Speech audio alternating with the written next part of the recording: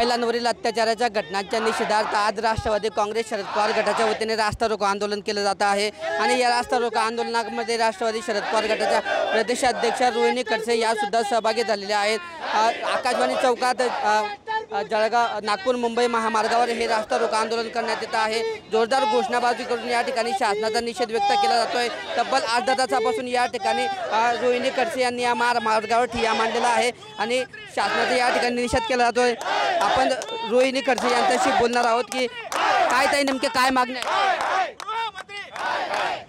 आहेत नेमके? आज महाराष्ट्रामध्ये असंख्य ठिकाणी आपण महिला अत्याचाराच्या घटनांचं प्रमाण वाढलेलं आहे। आम्ही सगळ्या आज राष्ट्रवादी महिला काँग्रेस शरदचंद्रजी पवार पक्षाच्या सगळ्या माता भगिनी या राज्यव्यापी आंदोलन करत आहोत। या झोपलेल्या सरकारला जाग आणून देण्याचं काम आम्ही आमच्या माध्यमातून करतोय। आज आम्हाला कुठली भीक सरकारकडनं नकोय, तर आम्हाला एक सुरक्षित वातावरण या महाराष्ट्रातल्या माता भगिनींना हवंय।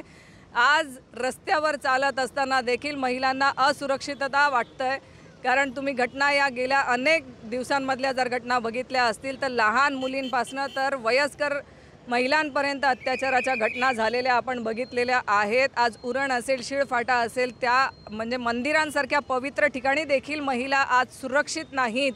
हे सगळं अपयश आहे गृह खात्याचं। आज गृह खात्याच्या ह्या सगळ्या असुरक्षित वातावरणासाठी गृहमंत्र्यांनी त्यांची स्वतः जबाबदारी घेऊन राजीनामा दिला पाहिजे, कारण आज जर तुम्ही महिलांना सुरक्षा देऊ शकत नसाल, एक सुरक्षित वातावरण देऊ शकत नसाल, तर तुम्हाला या पदावर राहण्याचा देखील अधिकार नाही। आम्हाला भीक नको तुमची शासनाकडनं, पण एक सुरक्षित वातावरण आपण द्यावं, जेणेकरून आम्ही महिला म्हणून या समाजामध्ये वावरू शकायला हवं। एकीकडे भाजपचे प्रदेशाध्यक्ष जे आहेत आपले चित्रा वाघ जे आहेत, चित्रा वाघ या ठिकाणी त्या विद्या चव्हाणांच्या सुनेला मार्गदर्शन करतात। त्यांच्यावर टीका केली तेव्हा ते असं म्हणतात की मी एक आई आहे, एक मुलीला मार्गदर्शन केलं तर माझं काय चुकलं। दुसरीकडे महिला अत्याचारांच्या घटनावर त्या सत्ताधारी सरकारमध्ये असताना पण गप्प काय वाटतं तुम्हाला? माझी या सगळ्या घटनेमध्ये मला असं वाटतंय की सगळ्या वातावरण चिघळवण्याचं किंवा वातावरण खराब करण्याचं आता सध्या सरकारी पक्षातली नेतेगण सगळे प्रयत्न करत आहेत।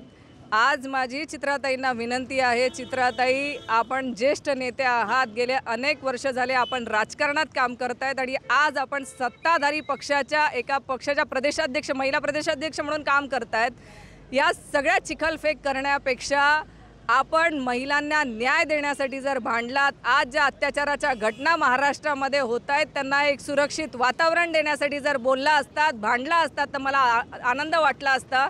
पण आपण हे करण्यापेक्षा चिखलफेक करण्यावरती जरा जास्त भर देत आहेत। ताई, सरकारी पक्षामध्ये असताना आपण महिलांसाठी आवाज उठवावा ही तुमच्याकडून आम्हाला अपेक्षा आहे। शेवटी आज महाराष्ट्रातल्या महिला सत्ताधारी पक्षाच्या असल्यामुळे आपल्याकडनं भरपूर अपेक्षा त्यांना आहेत। चिखलफेक थांबवावी, पण सगळ्या महिला नेत्यांनी एकत्र येऊन महाराष्ट्रातल्या माता भगिनींच्या पाठीशी उभं राहण्याचं काम करावं। रोहिणी खडसे या ठिकाणी की महिलांवरील अत्याचाराच्या घटना वाढताना दिसत आहेत, त्यामुळे या सरकारमध्ये महिला कुठेतरी असुरक्षित असल्याचं या ठिकाणी म्हटलं आहे।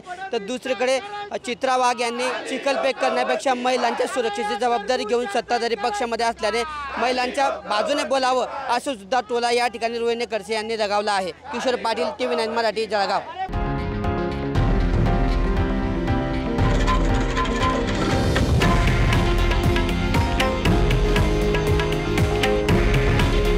हे आहे देशातील नंबर 1 न्यूज नेटवर्क आणि आपण पाहत आहात TV9 मराठी।